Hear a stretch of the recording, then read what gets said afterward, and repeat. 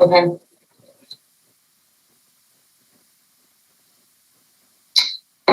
Great, are we ready, Caitlin?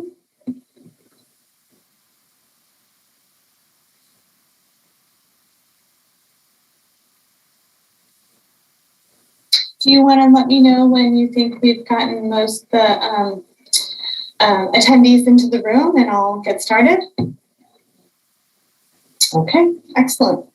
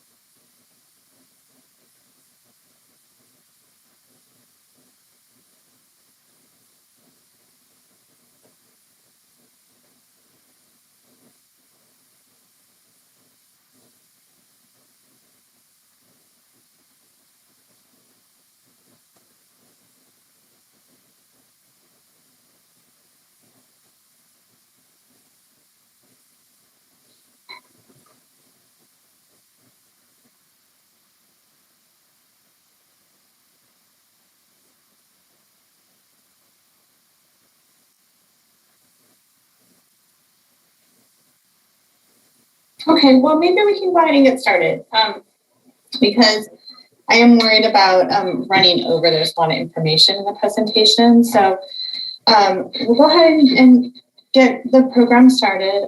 I just want to let people know that we'll also be doing this same program, potentially answering some additional or different questions based on what comes up during this program today is Wednesday, next Wednesday, July 28th at the same time. So if you miss this or have to step away, or like I said, we get additional questions that we don't address in this program, we'll be back at it on July 28th from 3:30 to 5, and you are more than welcome to join both programs. In today's session, we're really going to focus on frequently asked questions. We've been getting a slew of questions and prepping an FAQ document. So we're going to run through those questions first, and then we're going to provide everyone with a tour of the portal. So you kind of know what to expect when you get in there. So it's not hopefully as challenging or alarming. It's a pretty user-friendly portal system. I think you'll all be pretty pleased with it. Throughout the presentation, we're going to talk about some tips for successful submission of your application for phase 1 or phase 2 cultivation. So when will the portal open and expire? I've been trying to put this information out quite a bit. I believe it's now up on the portal information page. So the portal will open on August 2nd, 2021. And it will expire on October 30th of 2021. So any submissions that are incomplete or partial after October 30th, midnight, 11:59 on October 30th, you will not be able to go in and complete those submissions. It'll be frozen in time. The link will no longer be available or work for people to go in and utilize the portal. And what's in there is in there. So where are you going to find access to this portal? Well, upon opening, the link to the portal will be made available on the county's cannabis page. So you'll want to go to the Cannabis Application Portal System page. I think a lot of you are probably familiar with it and have been checking that page out quite a bit. We will be posting the link there so that on August 2nd, as soon as we're ready to open it on August 2nd, that link will appear on that page. Not earlier, but on August 2nd, we will put the link on the page. All you'll have to do is go to the page, click the link, and it will take you into the portal, and I'll be showing you what it will look like when you get into that portal. So how will applicants know about this portal? Well, we did print notices, so we put formal notices into the Ukiah Daily Journal that printed on 7/18.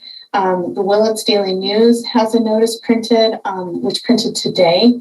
And we printed a notice today also in the Anderson Valley Advertiser. We also sent notices out via Cannonotes, and we've been trying to push the information out via Facebook. And we apologize, Facebook did recently take down our County of Mendocino Cannabis Program page. So working with supervisors, I put information on my personal page. We've just been trying to push it out there as much as we can everywhere else. So hopefully, please share the information with your friends, colleagues, other cultivators. Let them know that the portal is getting ready to open. So who should use the portal for reapplication? It's really only available to Phase 1 and Phase 2 cultivators with applications pending review pursuant to 10A17-080 of the Mendocino County Cultivation Ordinance. So all of Phase 1 and Phase 2 cultivators who are on the portal list, which can be found on the portal information page, the county's portal information page, will be able to create a portal account. And only those folks who are listed as portal status will be able to create an account. So if you're listed as portal status on the portal list, we have preloaded your AG number into the back end. If you're an in good standing applicant, right, or you have a permit, your AG number will not register in the portal. Okay, so it's one of the security features that we built into the portal. It's also supposed to help kind of safeguard folks from doing work that they don't need to do. So again, we've preloaded all AG numbers into the back end of the portal that have a portal status, meaning that they are applications that have not been reviewed and are otherwise deemed incomplete that need to resubmit through the portal. Can I apply for a new cultivation permit using the portal? Absolutely not, right? As I just mentioned, the portal has preloaded AG numbers in the back end. So there's no way to use the portal to apply for a new application or new cultivation. And we don't really have much available for new cultivation applications. Phase 2 is still open, but there's no other opportunities for cultivation applications currently.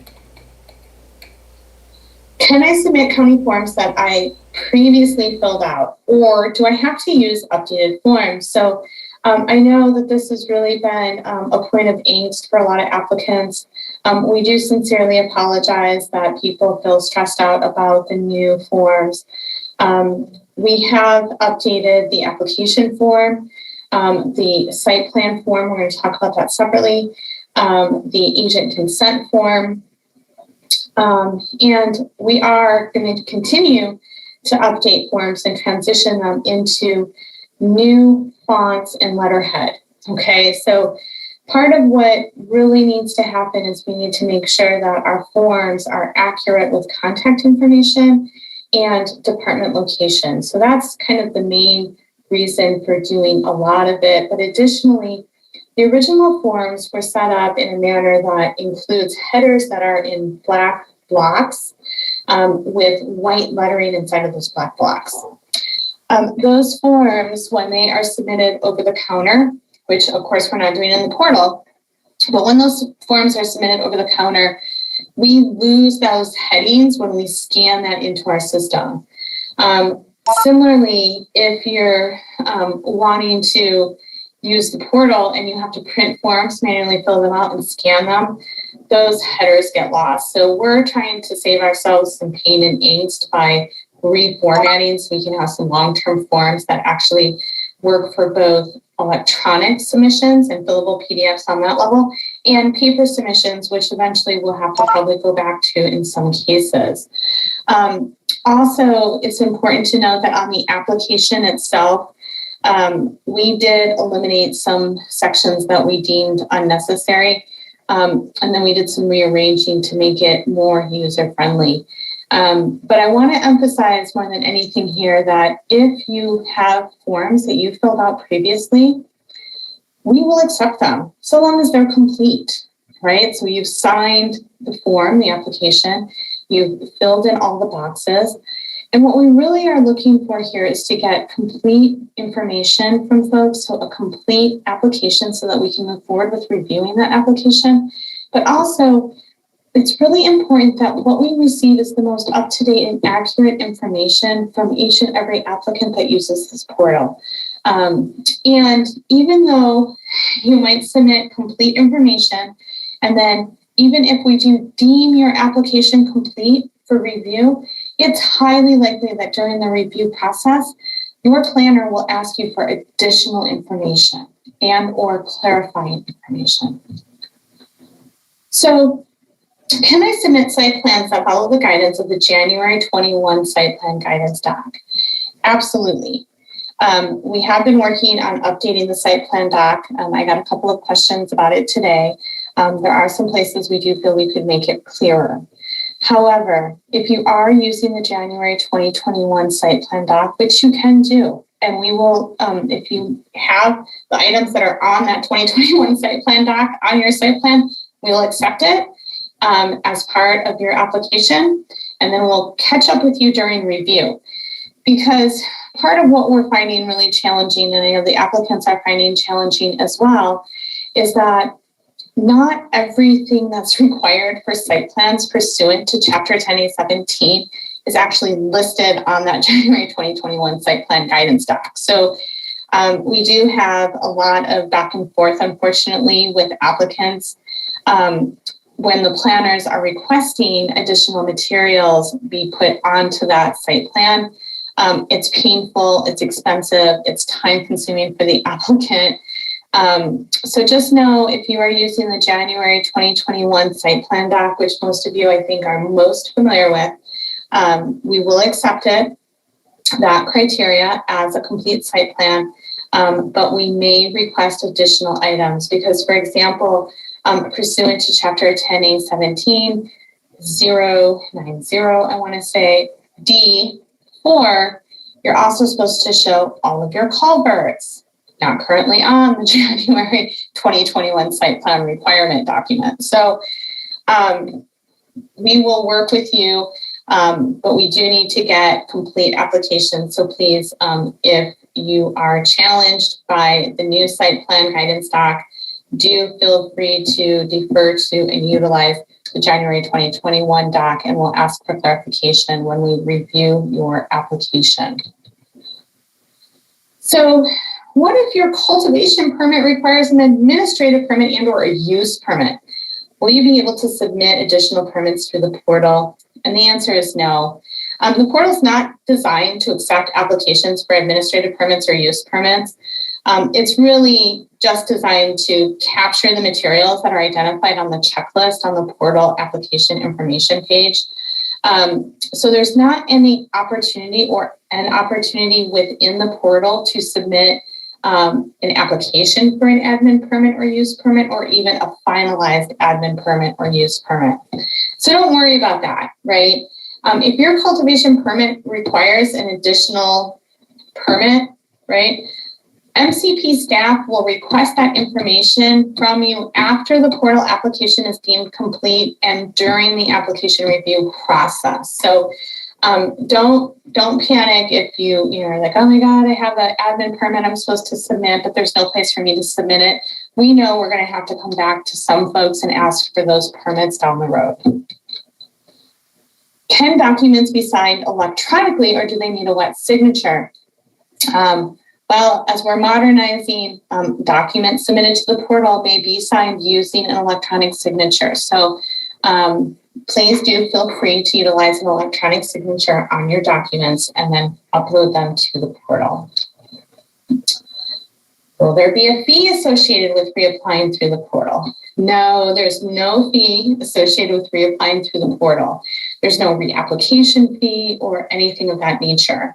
However, there may be additional fees associated with achieving a cultivation permit, such as you might have building permits that you need, exempt permits, a well permit, lake and stream alteration agreements, etc. Those fees you may have outstanding still. We don't know, but just know There could be additional fees associated with achieving your cultivation permit.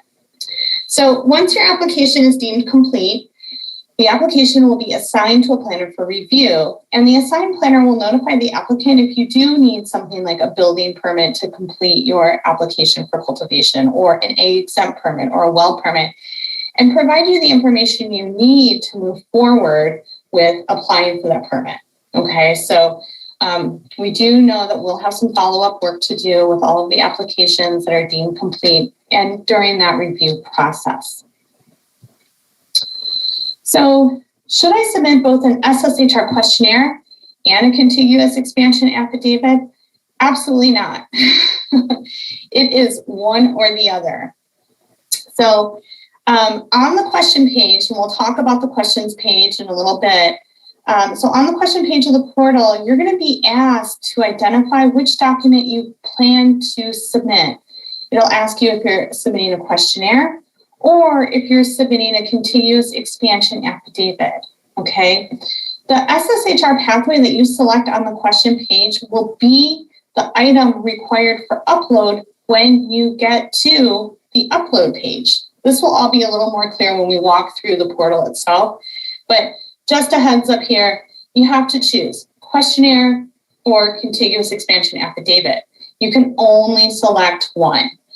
So if you're submitting an SSHR questionnaire, the upload page will provide you with optional uploads, right? So because we don't know who's going to need to upload what kind of supporting document for a questionnaire, if you select a questionnaire, when you get to the upload page, there will be a spot to upload your completed questionnaire, and then an optional spot to upload supporting materials, such as a bullfrog management plan, or a light management plan, or a noise plan. So you'll have to take it upon yourself to upload the individual supporting materials that might be required per the specifics, the specific information you've provided on your questionnaire. On the other hand, if you are submitting a contiguous expansion affidavit via the portal, you will need to upload the executed affidavit and your supporting materials combined into one PDF. Okay, so you will have to kind of sandwich those materials together into one PDF because there's only one upload spot available for the contiguous expansion affidavit. So many of you might have noticed that on the checklist, we are requesting a valid state cultivation license. So why are we doing this? Well, just so folks know, your embossed receipt doesn't necessarily provide you the right to cultivate. What your embossed receipt does is it provides you with local authorization to seek a permit or a license from the state to cultivate in the location and of the scale identified in that embossed receipt, okay? So we authorize the local jurisdiction where you can cultivate and how much you can cultivate, and then the state provides you the license to actually move forward with that cultivation. So if you're cultivating cannabis utilizing your embossed receipt, you have to submit a valid cultivation license issued by the Department of Cannabis Control, formerly known as the Cal Cannabis. And that cultivation license really should be for the same type of activity as what you're cultivating, right? So if you have embossed receipt with us that identifies you as outdoor, you should have an outdoor license at the state, for example. If you're still under review for a cultivation license with the Department of Cannabis Control, please upload proof that you have applied for and are under review for that cultivation license with the state.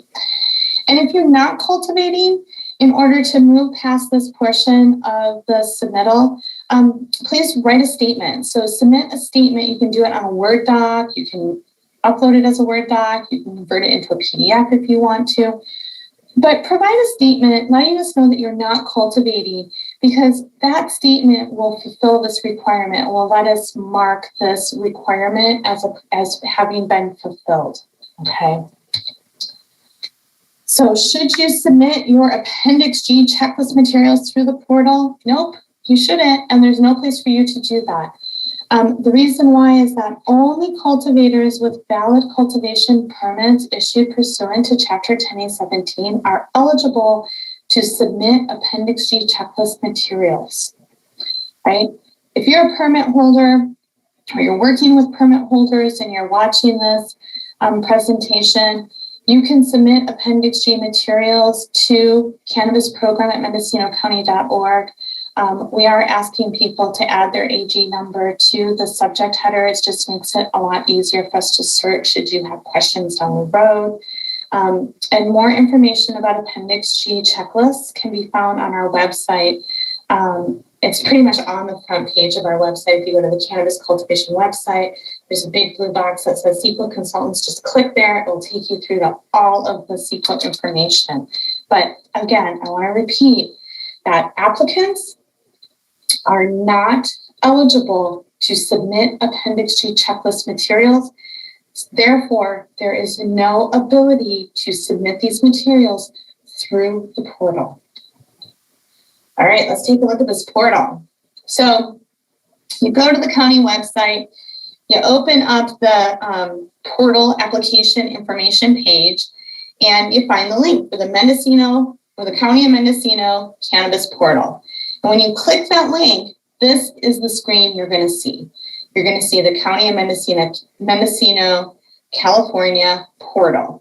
And you're going to be prompted to put in your email and your password if you have a login, if you've already logged in. If you haven't already logged in, right, and you don't have an account, just click this little register button that you see here, the second at the bottom green one, and it will take you to this screen.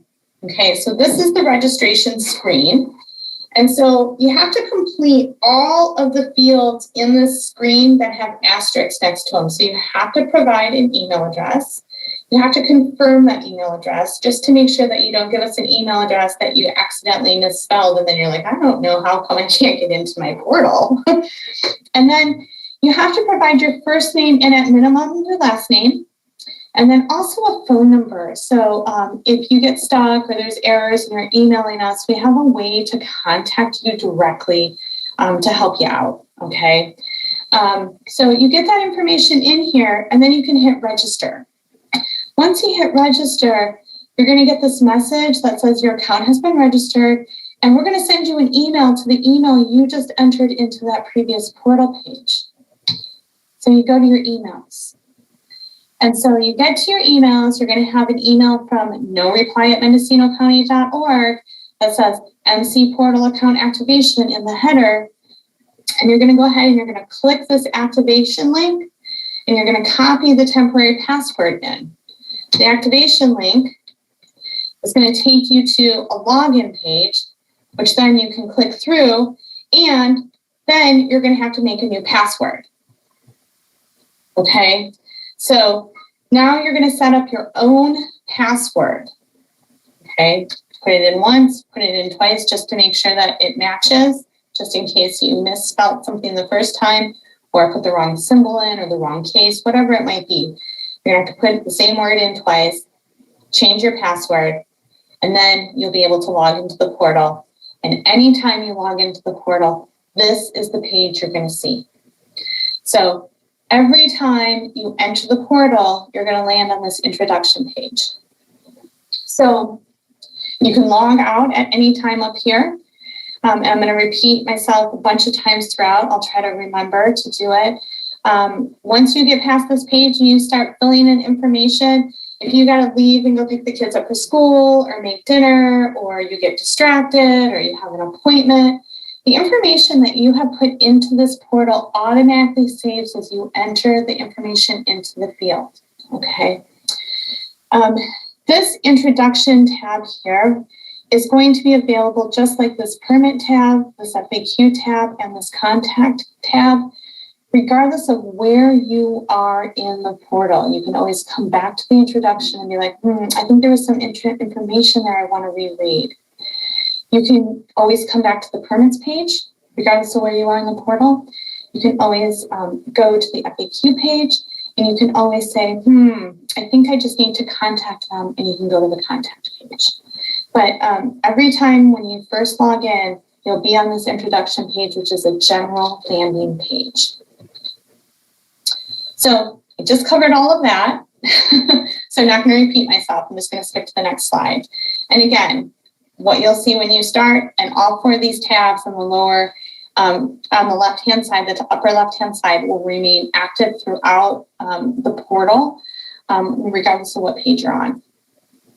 So you're like, okay, great. I've had enough of this information page. How do I start a permit? So just click permits and you'll get this page. Now, the first time you come in, you'll have this memo that says you have no permit. So you'll just click to start a permit.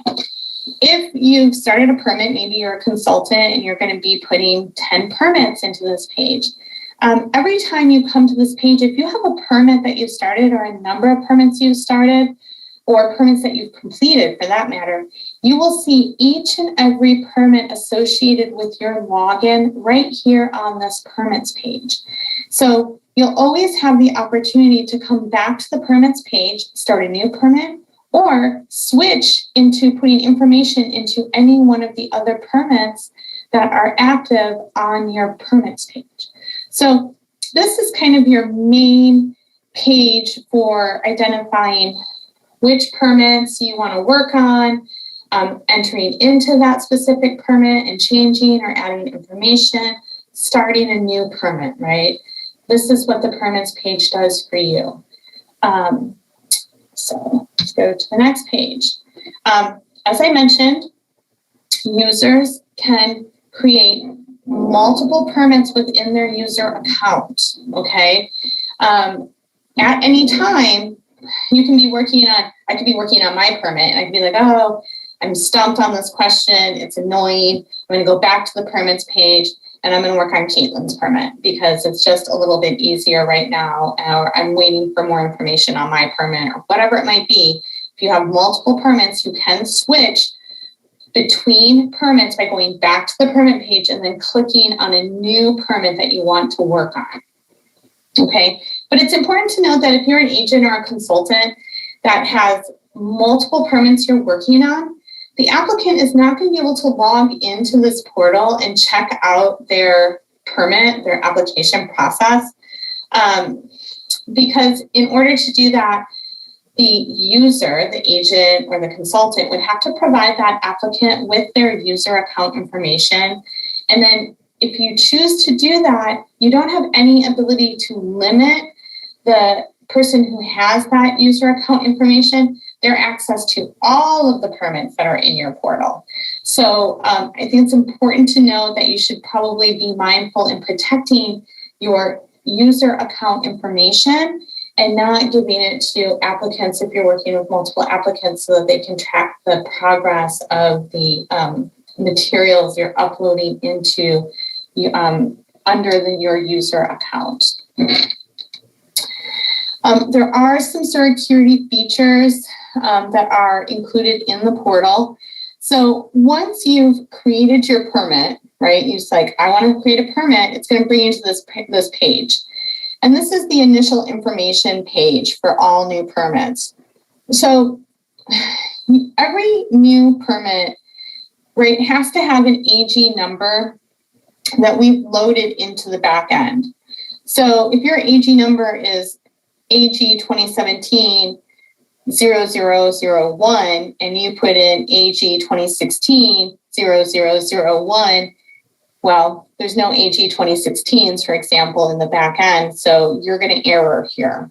So make sure you get your permit number correct because all of the AG numbers that are on the portal list that have portal status, again, have been uploaded into the back end. And so you have to have an AG number that we've provided to IS. And then additionally, you have to have a Mendocino County Assessor's parcel number. So we did provide a list of assessor parcel numbers and we didn't match them, but we exported all of the assessor parcel numbers that have AGs that were selected for the portal.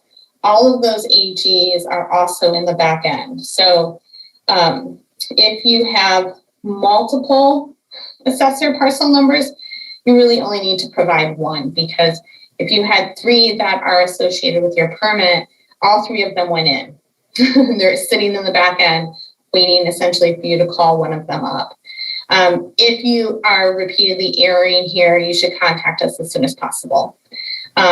So send us an email at cannabisprogram@mendocinocounty.org and make sure you let us know in that subject line that you're having a portal error, and we'll help you align your assessor parcel number with this AG number.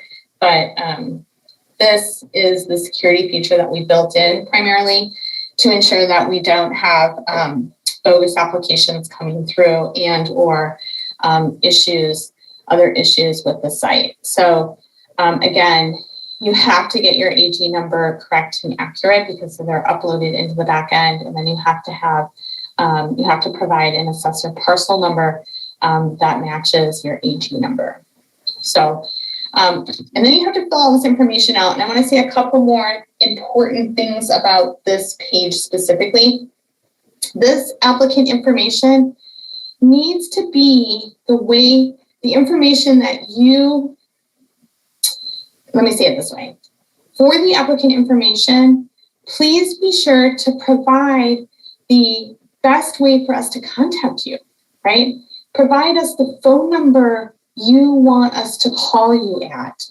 Provide us the email address you want us to use, because this information here, this applicant information, is the information we're going to use to contact you about whether or not your application is complete or incomplete for this portal. So again, please make sure that you are giving us your contact information. If you're the applicant, give us the information here that you want us to use to get a hold of you. It's crucially important.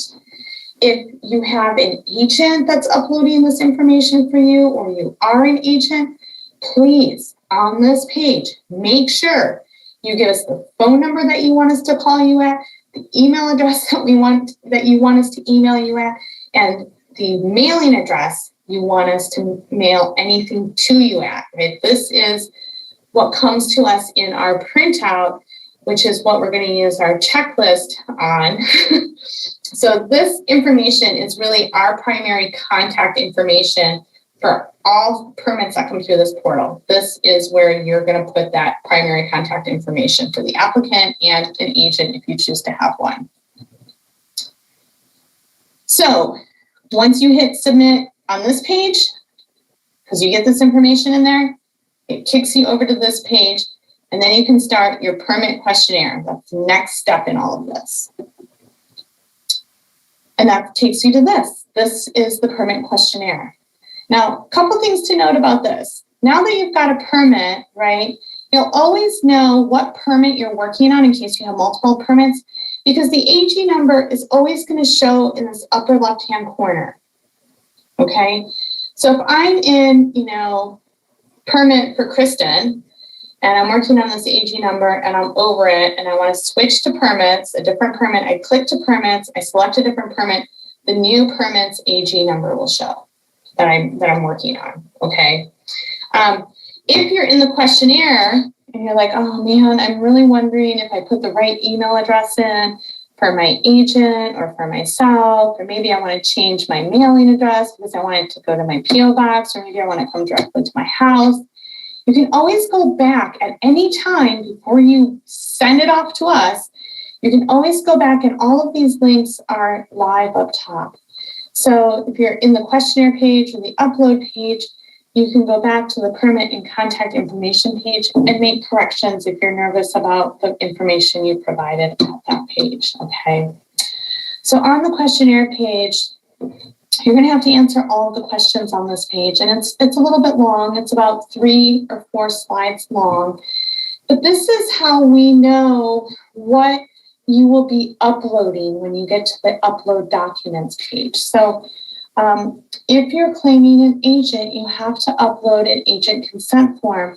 So you'll want to click yes here so that an upload opportunity opens for you on the upload document page. We're going to ask you how many persons will be included in your employee list. And of course, the applicant is one person. So you're always going to have at least one employee on that list because it might be the applicant, right? You have to list your applicant on the employee list. Regarding this here, the employee list, for every employee that you list here, the upload page will give you one location to upload an employee list. And then if I put 3 employees here, it's going to give me 3 places to upload IDs, picture IDs, and 3 separate live scan document upload opportunities. Okay, so these are going to open up specific numbers on your upload documents. If you are a relocation, you're going to click yes, that you're uploading a relocation worksheet. Oh, and there's a typo. And if you're not a relocation site, you're going to click no here, and then you don't even have to worry about the relocation worksheet when you get to the upload page because it won't ask you for it. Will you be uploading a property owner consent form? Yes or no? And then we get into a bunch of water questions. They're pretty explanatory. Are you providing a small irrigation use registration? This, I think, has already been cleaned up to say registration and not permit. But again, we did this screenshot several days ago. So I know we've been going through and doing edits since then. So you'll click and you'll do your yes or no. And if you say yes, you'll identify how many SIURs you'll be uploading. The same is true with whether or not you have a well. And if you do, how many wells are you going to be uploading? Whether or not you have a pond and how many ponds you might be identifying. Asking about appropriate water rights, yes or no? And if yes, how many, right? Do you have a will serve letter for water hauling? If it's a yes, you'll have to select how many. So I don't think I need to go through all of this, but there are quite a few questions that really help us understand and the program understand what it is that you're going to be uploading. So when you get all the way through to this page at the very bottom, there will be a submit button, which will let you go through and submit it. But I want to talk about what happens after you submit it. So once you submit it, some of the items on that questionnaire page are hard to change. So anytime during the reapplication process, say you're in the upload documents page and you're like, man, I had 3, I think I put 3 employees down, but I'm realizing I didn't count myself. I needed to count myself, right? I'm the applicant. So I really should have hit 4. So you can always go back to that questionnaire page and you can make a number bigger. So you can move or adjust the number upwards from 3 to 4, but you cannot adjust it downwards. So once you submit your questionnaire, if you're like, man, I put 4 employees on the employee page, on the questionnaire page, but I think I counted myself twice. And really it should be 3. There's only 3 employees. Well, since you can't lower the number of anything that you submit on that questionnaire page, just upload for item 4 of the employees. I made an error. I accidentally said 4. It should have been 3. Look, I have 3 people listed on my employee list. So I'm uploading this document just to explain that it was an error and I couldn't go back and lower the number. And then just upload us, it can be even briefer than that, or just upload us an explanation document to fill that extra gap if you do have to reduce numbers, okay? It's not perfect, but there are some limitations with technology. So what happens if you get called away, like I mentioned earlier, from the portal before you finish it? Well, once you start entering information in on that permit page, the contact information page, those fields are saving. So every time you complete a field, it automatically is saving. Anytime you answer a question on the questionnaire page, it's automatically saving. So every time you hit an upload and you complete an upload on the upload page, that upload is saved. So the only time the information that you've submitted into the portal doesn't save is if for some reason an upload is interrupted before the upload is completed. So you're uploading and we have a PSPS and the power goes out and you lose your Wi-Fi. you're not going to have that upload saved, right? You're going to have to go back and start at the beginning with that upload, but just that one upload that was partially uploading, that hadn't completed. So we'll talk about that some more. But this is what the rest of the questionnaire page looks like. And so when you get to the bottom of it, you'll have the submit button and you'll click that and it will take you over to the upload page. So again, anytime you're here in the portal, I can be uploading my documents and be like, wow, looking at this application, and I'm thinking that maybe I should verify that the contact information on this application is the same contact information I put on the permit and contact information page. You can just click over to the permit and contact information page right from here. Just click the blue permit and contact information button at the top of the page and it'll take you there and you can verify, okay, it all lines up. All right, I got it right. And now I want to go back to the document uploads. I just click upload documents and it'll take me right back here. So again, all of these blue icons or blue words at the top are active and you can flip from page to page within the portal. And then if you get to this upload page and you have questions about how any of this works or what is being asked for, you can click over to the FAQ, or if you need to find the email to contact us, you can hit the contact page and shoot us a question.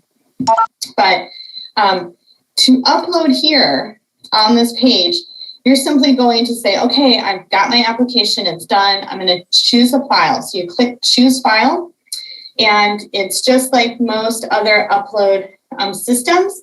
It'll give you an opportunity to select where on your computer you want to choose that file from. So that is true all the way through. You'll have to use some of the naming requirements here for your employees. So if you have multiple employees, you're going to have documents for employee 1. You'll enter their first name, their last name, and their date of birth.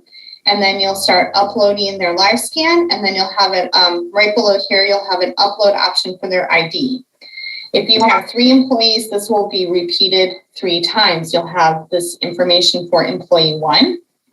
And then it will say documents for employee 2. You'll upload the second employees, or you'll type the second employee's name, their last name, and their date of birth, and then you'll upload employee 2's live scan, and then employee 2's ID.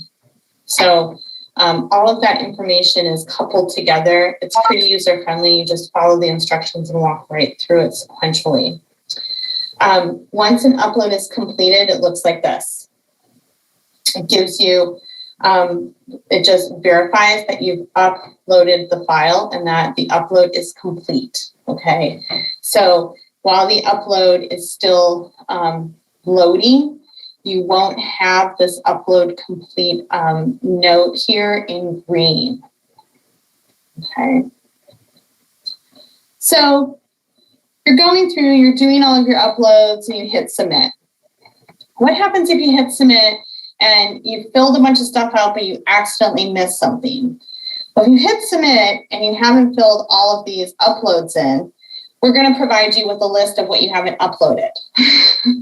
So, oh, look, I didn't finish all of the documents for my well 1. Well 1 needs a well completion report. Well, shoot. So you just go back to upload documents, you scroll through to well 1, well permit number 1, and you finalize those requirements by uploading the well completion report, which will have an upload available for you there. Once you've completed all of the uploads that you identified in that questionnaire page and that are required uploads, you'll no longer kind of get this error here. What you'll get when you hit submit in your uploads is this page. And this page is important because this is the last step to submitting your application to the department. So when you click the submit permit button, you are sealing your submission and you will no longer have access to change it. So really, I just want to encourage folks to take the time to just double check what you've put in there before clicking that submit permit button, because there's no way to retract a submitted permit. Once you hit that submit permit button, it is sealed and on its way to the department for review.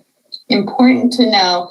So feel free to walk away from it, shake it out, look at it a minute or two later, make sure everything's in there the way you want it to be and says what you want it to say, and then submit the permit to us.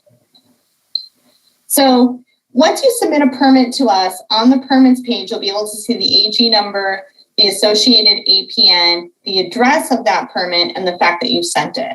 So if you're a consultant, you might have a combination of information on this permit page.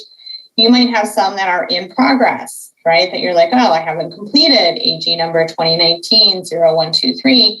So I'm going to have to go back in and complete that. But I can see that AG 2019-0125 is completed and it's sent. Okay.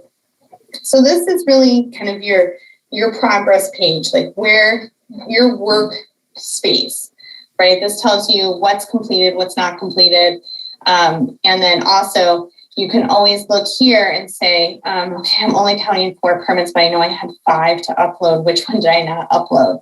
These AGs will stay here for you to review so you know where you are in your process. All right, so let's talk about application review. You submit your permit and it gets sent off to us. So what happens? Every Friday, our Informational Services Department, probably better known as IS Department, the folks over there are going to bundle together all of the submitted applications for that week, and they're going to send them off to us. When we get submitted applications, we receive all of your files organized neatly and labeled per the program automatically labels them the way we want them to be labeled. And so they'll all show up in a nice, neat file with your AG number, your email address, and the date that you submitted that application, that you hit submit permit. That date will show on your folder, and that's what we'll be able to see in our group folders. We'll also get a printout of all of the documents that you submitted, and we're going to receive a spreadsheet that shows the exact time and date of your submission, because we are obligated to review the applications in the order that we receive them, or basically that they were submitted. So when we get, 20 submissions, we're going to review them based on the first one that was submitted, and we're going to go by time that it was submitted. If there were 20 submitted on one day, the earliest one submitted on that day will be reviewed first. So we're going to use that spreadsheet to work through the review process. So we're going to review them again in the order that they are submitted into the portal. So once you submit that permit, you're taking your place in line for review. There's no exceptions to how that order is. It really is based on the timestamp and the date stamp of when you hit submit application or submit permit in the portal. If your application is deemed complete during our review, we're going to email you. And if you have an agent, we're going to email the agent. And we're going to let you know that your application is complete and that we've assigned it to a planner for further review, and that planner or the department will reach out to you should we need additional information. If your application is deemed incomplete, we're going to send the applicant an email. And if there's an agent, we'll send the agent an email as well. Same email, you'll both be on it. And we'll notify you that the application is incomplete. And we'll give you a date that the portal will be reopened. So that you can complete the application, okay? Under no circumstances can we open the portal past the expiration date. So, if you submit your application on October 29th, it's highly unlikely that we're going to get back to you with a complete or incomplete notice by the time that portal closes on the 30th. If you submit your application on the 20th and we don't get back to you until the 27th, Your portal is not going to be reopened until at least the next day at the very, very earliest. And if we have a lot of need to open the portal, it might be several days where we bundle them together for IS to open up 5 portals or 5 EG numbers, so to speak. So we don't have an instant on-off switch for this in-house. We have to send the information over to IS, and we're trying to limit the number of transmissions to IS about the portals or the AG numbers being reopened for more information. So please, please, please get your materials in ASAP so you have ample time. We have ample time, and people aren't feeling up against an expiring time clock. It's really important. Additionally, you know, if the portal is erroring for you, please email us. Emails are so much better than phone calls because sometimes the error isn't something that we can manage over the phone. Sometimes we might have to have IS call you, right, to walk you through making it work, right? They'll be able to see in the back end what's erroring. So please email us, put in the header, in the subject line, portal error, need help, right? So email is best. It's maybe counterintuitive that email is best, but like right now, Caitlin's in the general emails at cannabisprogram@mendocinocounty.org. I'm checking those emails. Whoever else is on duty that day to work on portal applications reviews is also going to be checking that email. It is so much quicker for you to email cannabisprogram@mendocinocounty.org than it is to try to get through to a phone call with us, okay? And we might just call you back. So make sure that if you're having an error and you get an unknown phone number calling you, please answer it because a lot of the county phone numbers don't show up as an identified number. So just tips to kind of make everybody's life a little easier.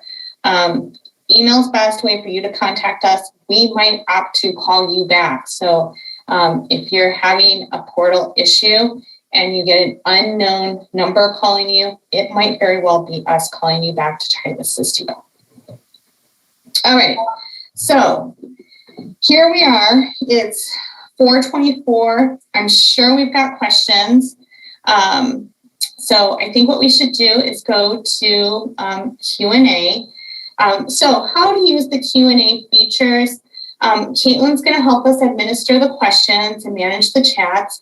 It looks like we have several questions that have come in that are in the Q&A feature. If you aren't familiar with the Q&A feature in this platform, please hover your cursor at the bottom of the screen, and in some cases it might be at the top of the screen, and you'll be able to see that there's a chat feature. It looks like a little chat box. You just click that chat box and type in your question. And then we'll go through questions that are in that chat box, and then we'll make some time to allow callers to ask their questions. So just in case you don't have a chat feature. You can also, if you are on a phone, you can go to, I believe it's under the participants icon, or there's a functions icon or actions icon. I can't remember exactly what the term is. You should be able to raise your hand. So let's see if we can go to questions. Caitlin, do you mind kicking off the Q&A session for us, please?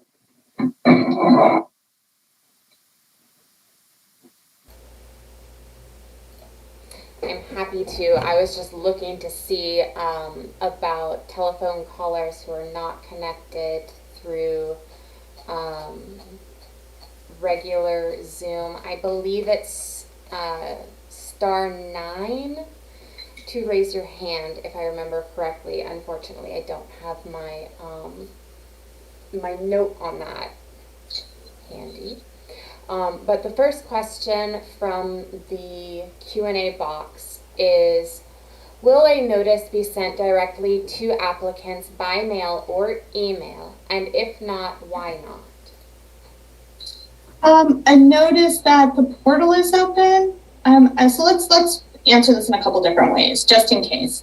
So we are not sending notices directly to applicants via email, whether they're in good standing or they need to go through the portal, simply because the email export feature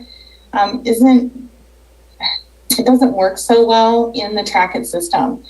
So we would have to manually populate all of those emails. Additionally, we have a lot of folks who ended up on the portal list, unfortunately, we don't have current emails for some of you. So, and then additionally, we don't necessarily have correct mail is what we found out through a series of our correction letters. So we are relying on Cananotes, Facebook, our website, the printed publications to do these notifications. If you do submit an application through the portal, we will be emailing information back to you about whether or not your application was deemed complete or incomplete. So make sure that that applicant information includes your best contact info.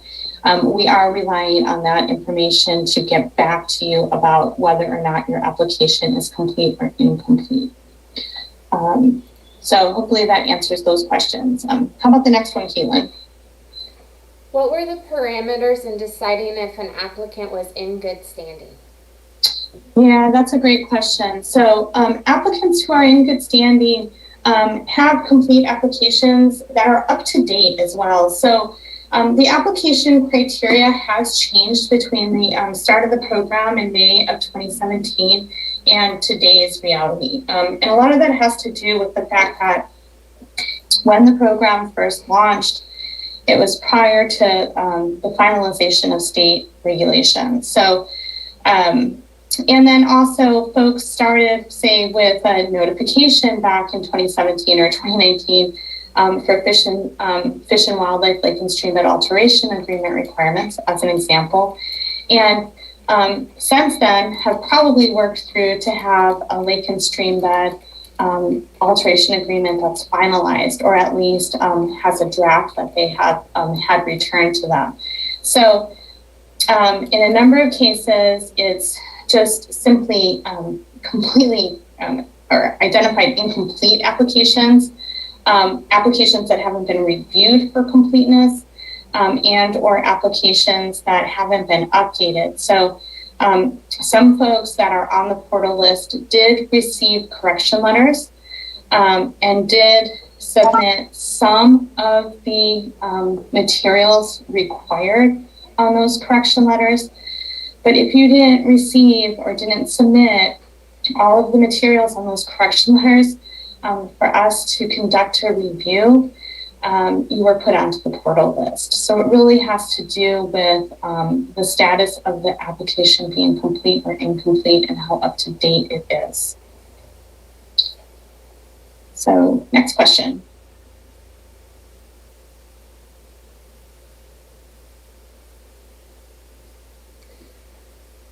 If a planner doesn't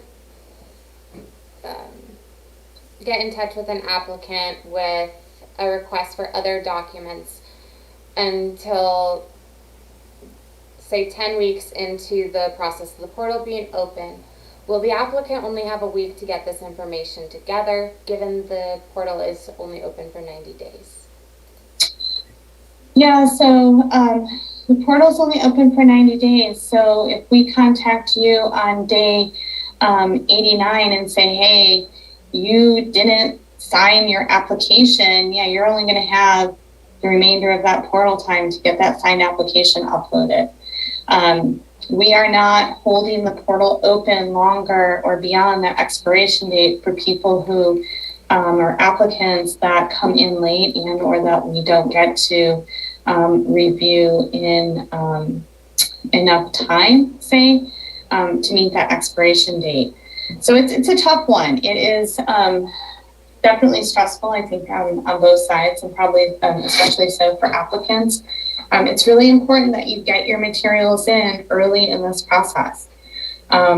we are going to be pulling folks off of reviewing applications that are complete so that we can really work through these applications to try to make sure that we do have the ability to determine whether or not applications are complete.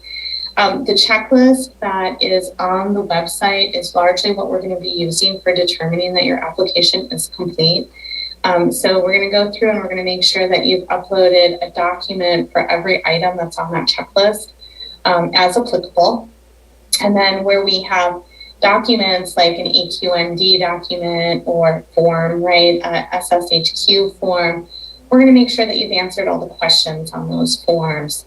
And if the signature is required, that signature is there. But we are not going to be looking at every site plan to make sure that every site plan meets all 20 criteria on that site plan list. We're going to be looking at that site plan for the biggies, like, is that site plan to scale? Does it have setbacks, right?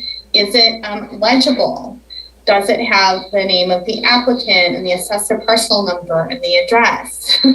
But we aren't going to do 100% site plan reviews, for example. So we really are looking to make sure that we have what we think is a complete application so we can move forward with reviewing those materials. So really, I just want to emphasize that with the forms, make sure you fill in all of the boxes, answer all the questions that are applicable to you. If a question is not applicable, just write in, not applicable. And make sure you sign any document that is supposed to have a signature on it. And then again, make sure that, you do your best on those site plans to make them legible. They've got to be legible. They should be to scale, especially in showing your cultivation areas, the size of your cultivation area, and the sensitive setbacks to the property line and any neighboring residents, okay? Like, we're looking for these biggies. So I want to emphasize that. If your application is deemed incomplete, we'll send you an email. We'll also include our checklist. So on our checklist, we're not going to get hugely descriptive, but any item that we put a red X on the MCP section of the checklist for will be an indicator that something in that item is incomplete.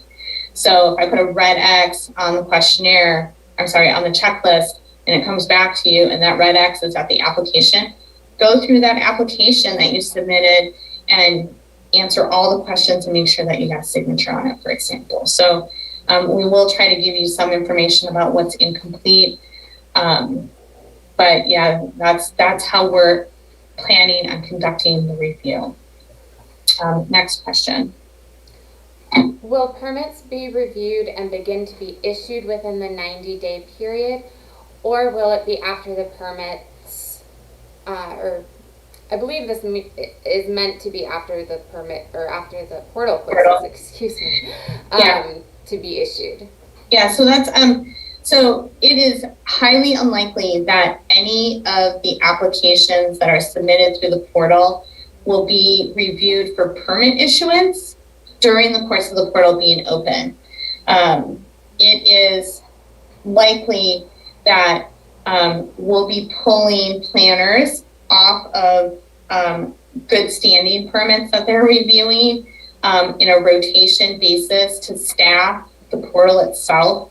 And so it's going to slow down, the portal's going to slow down the processing of applications that are in good standing, just going to be brutally honest there, so that we can help manage reviewing these applications for completeness. And then once you're deemed complete or incomplete, your planner that you're assigned to, your application goes to the back of the line, essentially. So it comes in behind any applications they have on their desk and Appendix Gs that they might have on their desk that are in front of you. So once we deem you complete and you're assigned to a planner, you're at the back of the line of the workload for that planner. That planner is going to go back when they're not working on the portal to their workflow order that currently includes applicants that are in good standings, permits that are subject to renewal, and Appendix G materials. So you'll get filtered into the back of that line as you are deemed complete via the portal. So yeah, it's unlikely we'll be issuing permits on applications that came into the portal while the portal is open. It's highly unlikely. We would have to have a lot of elves show up here to do the review work. Can we use previous live scan documents that were submitted with our original application? Yeah, if they're still valid, absolutely. Like if you had your live scan and passed your live scan, you can submit those. So yes, if your ID is valid in that picture, right, that of your ID that was coupled with what you submitted previously, and you still have those on file, just yes, submit those documents again.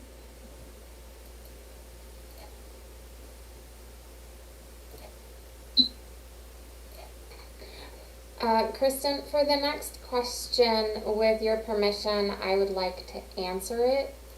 I posed the question to Information Services during the webinar. Yeah, go for it. So the question is, can two consultants work on different permits on one user account at the same time on different devices? And the response that I received from IS is that two different users using the same login can be signed in at the same time. However, the portal was not designed for that and is strongly suggested that they do not work on the same permit at the same time. Okay. But if they were, Caitlin, if you and I used my user account, I could work on one permit and you could work on a different one at the same time from my office and from your office? I believe that would be okay. Okay. Excellent. The other thing I think that's worth mentioning here is that the AG numbers are, as I mentioned, in the back end. So if, as an applicant, you created an account for that AG number, and then your agent also tries to activate that AG number, it can't be activated in two different users' accounts. So you want to probably, if you have an agent, make sure that you're really crystal clear about who is doing your upload for the portal and which user account, whose user account, right, is going to host that AG number, because I can't have the same AG number in my user account that Caitlin has in her user account. You can only use the AG number once. So that's important to note too, probably. How are the applications assigned to staff? And can you request another staff member to review your application? Applications are assigned to staff via a random coding system. So all of the planners have numbers assigned to them. And so the last digit of your application tells us where to send your application to which planner. So it's a randomized system, essentially. You cannot request a planner, and we generally do not reassign applications to other planners. The biggest reason for not doing that is the way the randomized system is it ensures that we don't, say, put any planner in the leads more so than another planner. It evenly distributes the workload. And so if we start picking and choosing which applications go where because someone doesn't care for the review methodology or style of a specified planner, it really creates an imbalanced workload and can be somewhat unfair to the workload placed on any one planner in the department.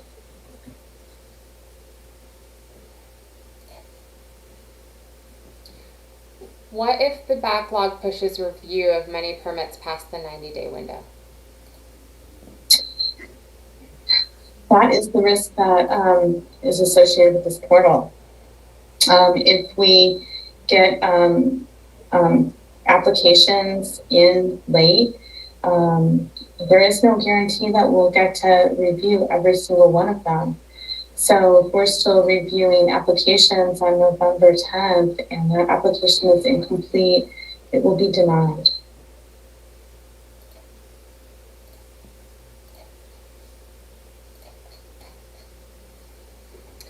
Once the application is deemed complete, what is your anticipated turnaround time to complete the review and accept or reject the application? Well, the application will be accepted or rejected based on whether it's complete or not, right? It's really hard to say once we have a complete application, understand the turnaround time, because we have a number of applications that are in good standing and that are in front of these portal applications for review. We have other workload items that the planners are dealing with, as I mentioned, like permit renewals, which, every permit issued under 10A17 is only valid for 12 months. And it's the responsibility of the permit holder to submit a completed renewal packet and pay the fees so that we can work with them to renew that permit. So those have to be managed in a timely manner. And then additionally, we have Appendix Gs coming in, which also need to be reviewed. Depending on how many folks come through the portal, choose to come through the portal and submit complete applications, all of that is going to determine the turnaround time on reviewing applications submitted through the portal for issuance or denial. Additionally, each and every one of you submitting an application should expect some back and forth with your planner, so to speak. It's highly likely that we're going to accept your application as complete and still have materials that we need from you or that we need clarification on, right? We aren't going to determine or deem an application complete without an application, so to speak, or either a sensitive species habitat review questionnaire or an affidavit, which of course you're going to have to submit something for one or the other of those because of the way the uploads work. But it's highly likely that the reviewer will have some questions and may ask for additional information. Depending on how long it takes for the applicant to respond to their planner with questions, with answers, and or additional materials also impacts the timeline for review. And then if, you're an applicant and the planner says, well, you did upload something for your license treatment alteration agreement, but it's a notification from 2018. I need to see something more current, right? If it takes 3 weeks for that to come in, the day that it comes in is not the day that they reviewed it. When we ask for materials, basically your application goes back to the end of the line for review. So it doesn't get put back in the queue until those materials come in. So when you send additional materials to clarify a question from a planner, there's no guarantee that they're going to review that right away. So, they've moved on to other work that they're trying to click through. So, it's pretty much impossible for me to give a solid timeline on review. We are also working diligently on hiring. We're looking at taking on some contract labor to help support us in the portal, initial portal application review for completeness. So, we've got a lot going on. We're trying to manage it the best we can and really be available to support the applicants coming through this portal process. Next question.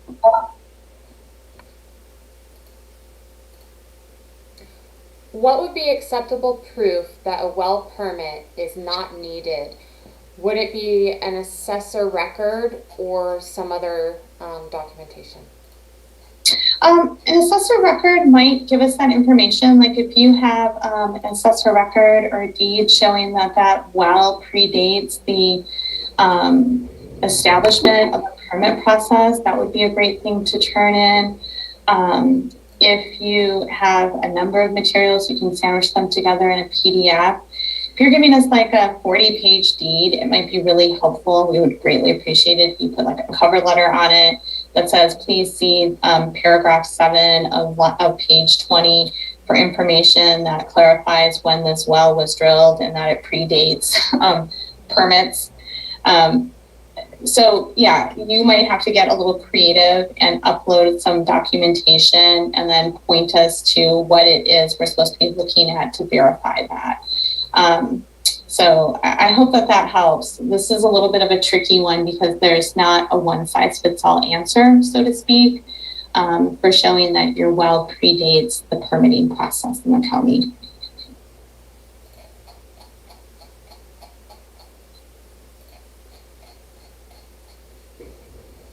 Are both a water district and contracted hauler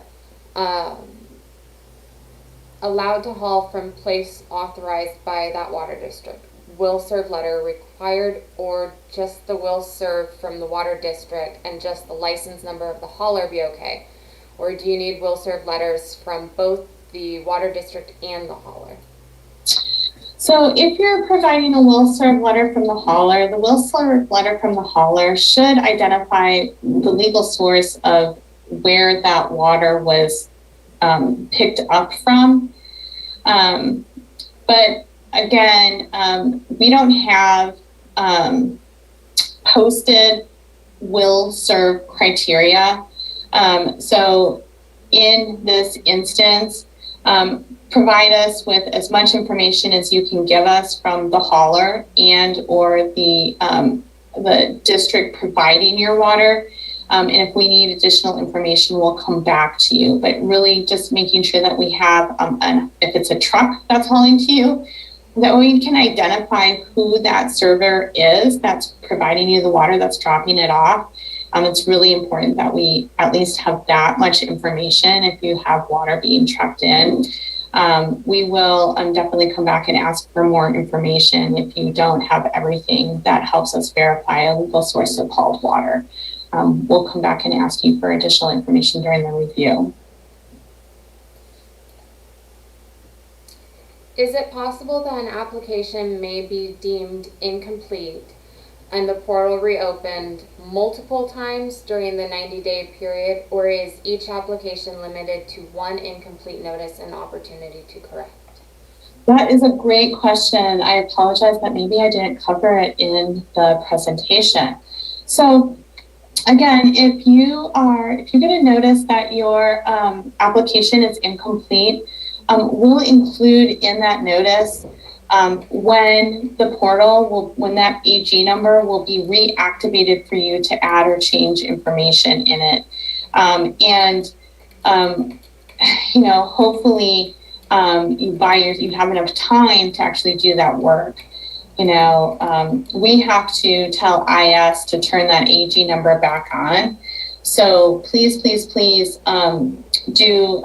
check your emails frequently. Make sure you give us the proper contact information.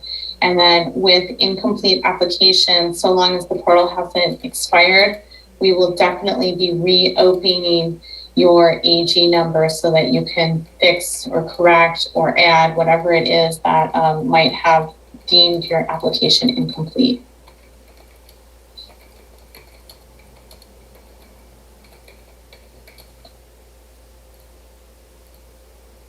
If an applicant already has received an SSHR clearance from CDFW, should that be submitted in lieu of an SSHQ?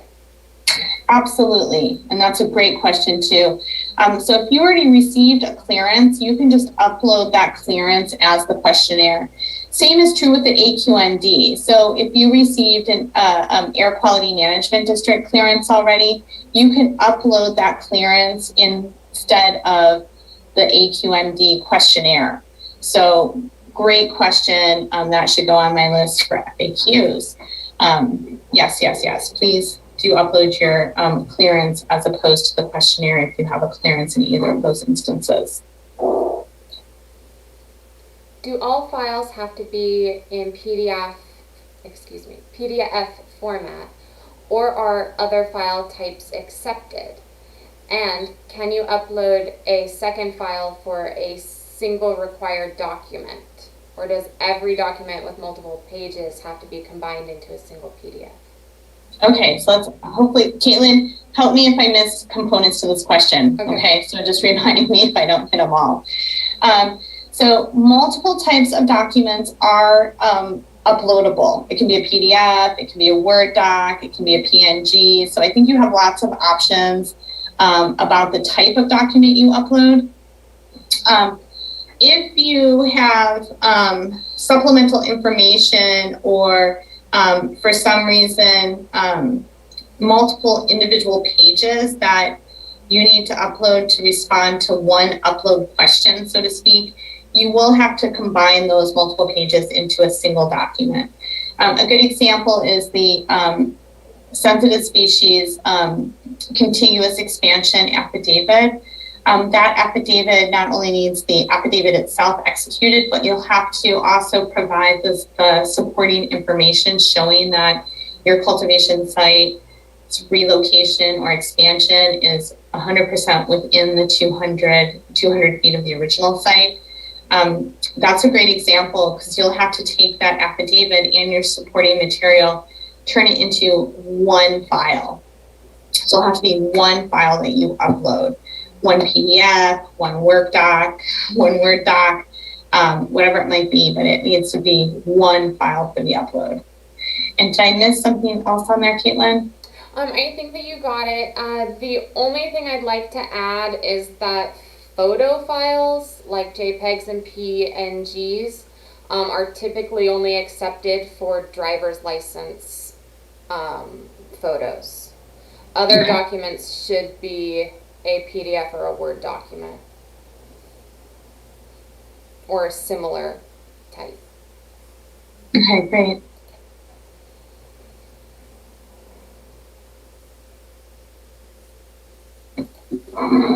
How long do you about 7 minutes, Caitlin, so I don't know if we're going to want to try to go to callers soon.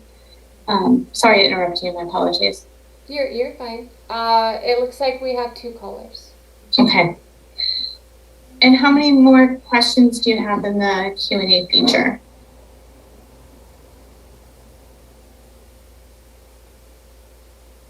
I've been trying to click the answer live when the questions have been repeats for all of them at the same time. But there's 10 open questions currently. Okay, let's try to get through some more of those and then you know, give callers a couple of minutes. So let's see if we can get a couple more questions in from the Q&A and then go to callers. How long do you anticipate it taking for initial review for completeness? That's a good question. We just got our initial downloads back yesterday, so we haven't done a time check yet. But I'm really curious about that too. We should be getting our time checks done this week. So hopefully by the 28th, we'll be able to answer that question. Let's go on to the next one. If a date is given to reopen the portal, if an application needs amending, how long will it be reopened for? Until you hit that submit permit button again. So, or the portal expires, whichever happens first. So there's no like, the only time clock that's ticking on your AG number being open is the expiration date of the portal. The only time clock that's ticking when we reopen it for an application is that expiration date on the portal.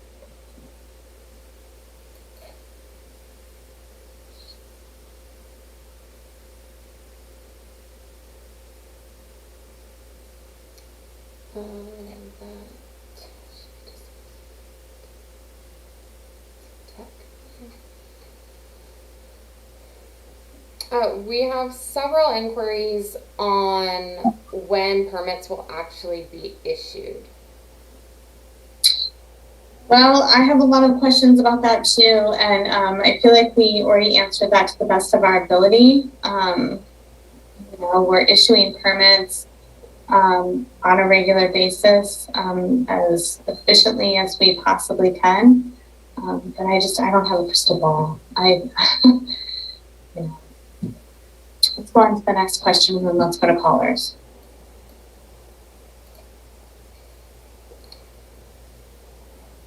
If an application is accepted as complete and later is discovered by the planner that something is missing or incorrect, will the applicant be able to correct this?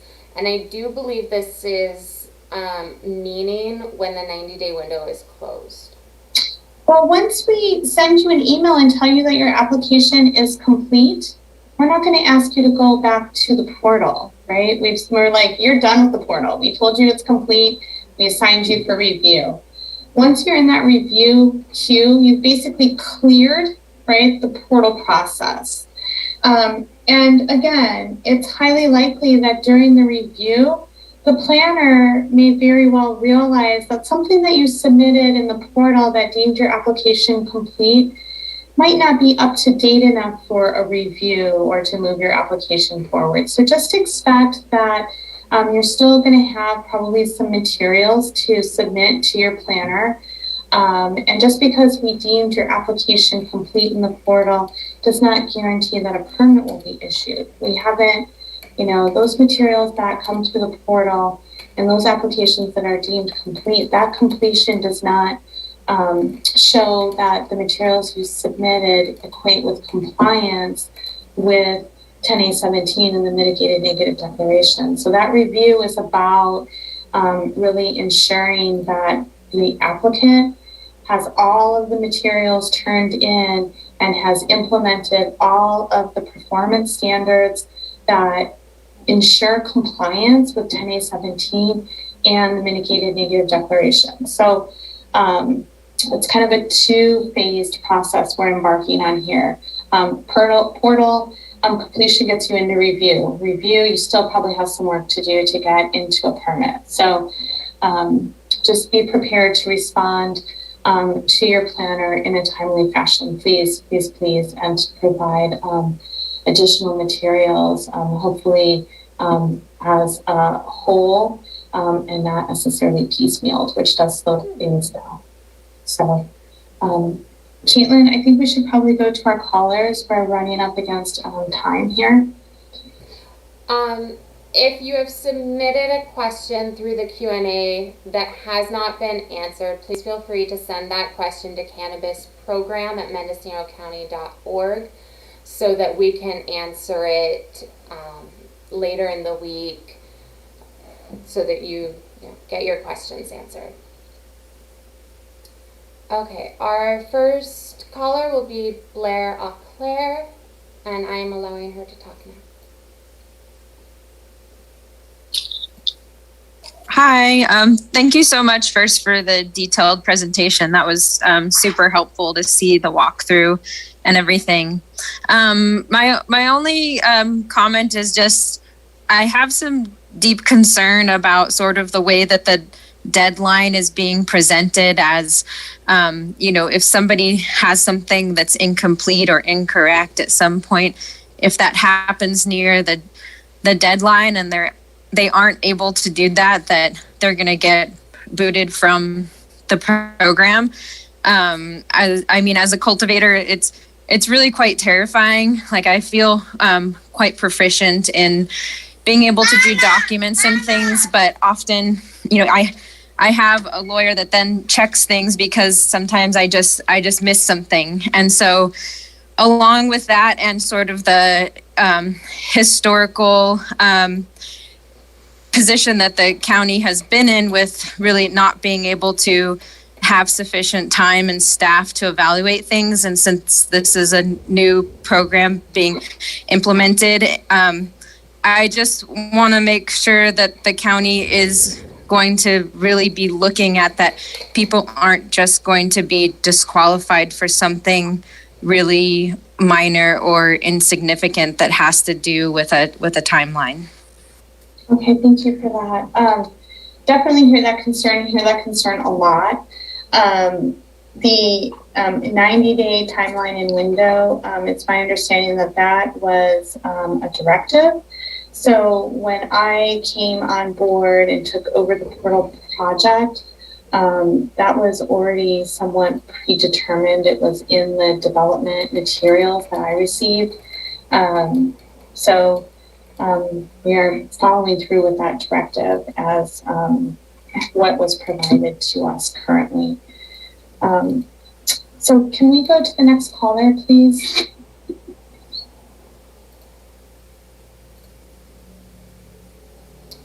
The next caller is Michael Katz. Yes, thank you so much, and thank you everyone for thank you, Kristen and Caitlin, for the presentation. I want to echo Blair's comment just now in that whether or not the 90-day timeline was a directive for the portal to be open, it wasn't indicated that that would be the time in which all of the applicants that had submitted their applications would need to have those completely reviewed and approved in order to move forward. The portal was for folks to be able to have a window to submit these things and then for the program to be able to review them, and that would then lead. So I think that there is a lot of justifiable concern over what we're hearing today, which seems to indicate that if there is not enough time or staff on the county program side, that folks might be disqualified because the county doesn't have the ability to review the permits in a timely fashion that are being submitted. Can you please address that concern? Yeah, I mean, I think that the onus of submitting a complete application is on the applicant. And so we provided a robust checklist, and we want documents submitted for every item on that checklist as it's applicable to your application. If applicants are going to submit a complete application through this portal, and they're going to wait until the last minute, currently that is not that's not a consideration for that's not what I'm suggesting either. I'm suggesting that if the possibility exists that the program does not have the staffing capability to manage reviewing all of the applications within a 90-day window, we aren't reviewing, Michael. We are not reviewing all of the applications. We are checking them for completeness. So right, that's review. That is not review. That is checking them for completeness. We check for completeness. Did you turn in an application that has the name, the mailing address, the APN, the AG number, that answers the questions, that provides, did you provide a structures list? Did you provide an employee list? Did you, you have to hit the benchmarks of what's required on that checklist. Turn in the materials, give us materials that we're requesting so we can mark you complete. So then we can do the second step, which is the review. The portal is about completeness. It's not about reviewing for quality. Just complete the documents and turn in the paperwork. That's what the portal's about. Thank you for that clarification. Yes. So it's 5:05. We really have to go. I'm sorry that we're over time and if we did not get to your question.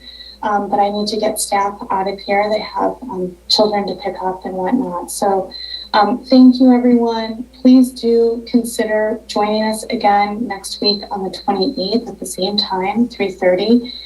The information for that second webinar is on the website. You can just re-register now if you want to. And please do spread the word about the portal. We really greatly appreciate that. So have a nice evening, everyone, and we will talk to you next week.